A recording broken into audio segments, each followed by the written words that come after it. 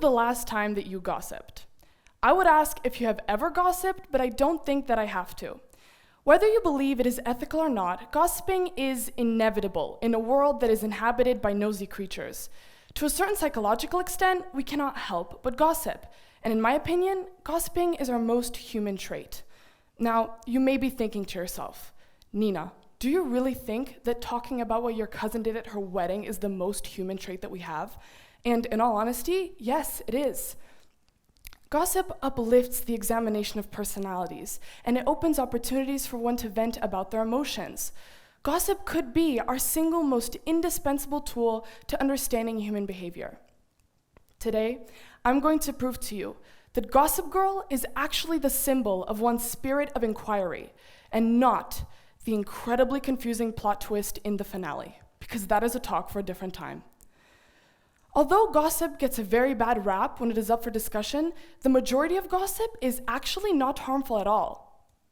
According to BioArcadia, only around 3 to 4% of all gossip is malicious. Now, how did they get that data?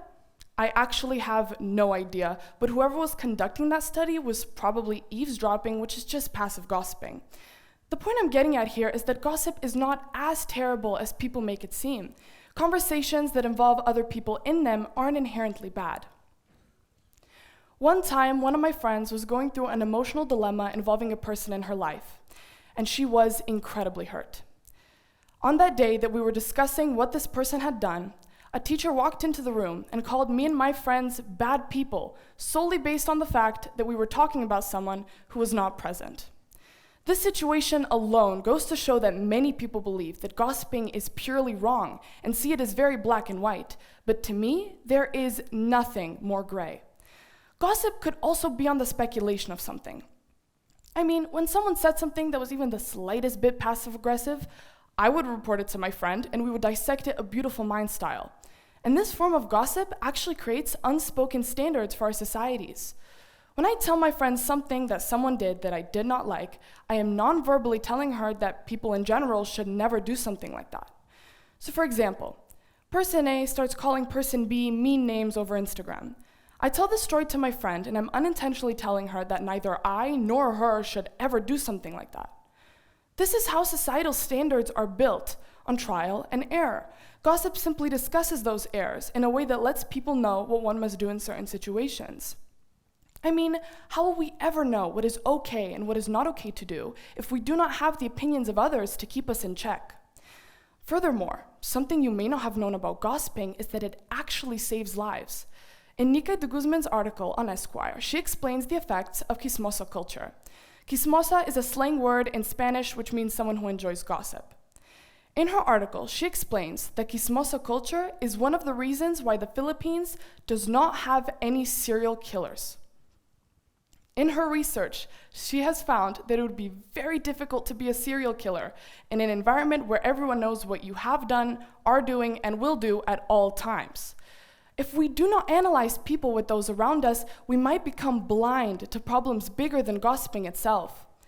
And who knew that two grandmas talking about their neighbor who's been spending a little bit too much time indoors could potentially save someone's life? Another very important fact to consider is that people tend to respond more to gossip than the discussion of other topics. According to Science of People, around 65 to 80% of all conversations are gossip. So I decided to conduct a little experiment for myself.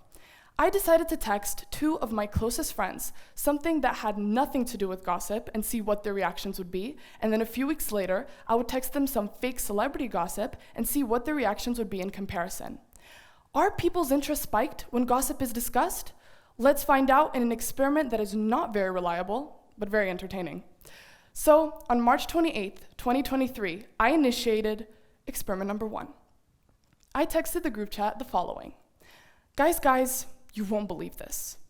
I get an immediate response from friend number 1 who says, tell us.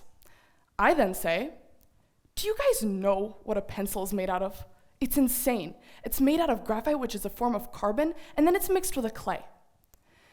And coincidentally enough, friend number 1 says, I thought it would be about blank and blank, the drama that was occurring in our lives at the time. Friend number 2 now decides to join the conversation and says, LMAO, Nona, this is so random. If we ignore the misspelling of my name, we can see that they are generally not very amused or entertained by my chosen topic of conversation. And if anything, they're confused. You don't want to talk about it? This is literally crazy, guys, come on. What made you think of this? Said as a statement rather than a question, which I think says a lot. Now, guys, I know they were very bored in this conversation, but don't worry, because on the 18th of April, 2023, I initiated experiment number 2, this time with some fruitful information on the current celebrity gossip. I text the group chat in a very similar fashion to the one prior and say, guys, you won't believe what I just read on TMZ. Friend number 1 responds and says, what? I then say, this fake piece of celebrity information. Cole Sprouse and Pete Davidson are dating LMAO. I get a very excited response from friend number 2, which I unfortunately cannot show you due to its inappropriate nature. However, she also sends us this emoji to help guide us. Friend number 1 now says, it's weird. He was just dating Kim. Don't understand if it's true. I then say, right? Like it's kind of off. Do you think they would even be compatible? And then friend number 1, in her infinite wisdom, responds and says, I think it's just for the gram. Hell no. It is made clear that both of my friends were far more animated in this conversation rather than the one before, and I think that their behavior brings up a larger discussion. We are all so involved in each other's lives. We want to know everything. And media outlets know this, so they pop out rumors and allegations about celebrities to catch our attention in almost dystopian ways.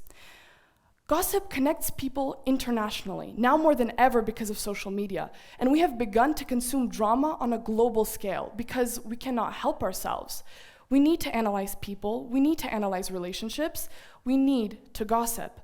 The act itself allows us to feel secure in the judging of others while concealing our own faults, and we do it because we yearn to be liked, more than anything. And that is why gossiping is our most humane trait, because what is more human than wanting to be liked? We have to care about how we treat others, and we shouldn't use gossip to hurt. We should use it to learn. We must utilize the tools that Gossip Girl has given us. So, the next time that you and your friends are talking about what that certain someone did at last night's party, know that you are changing lives. Thank you very much.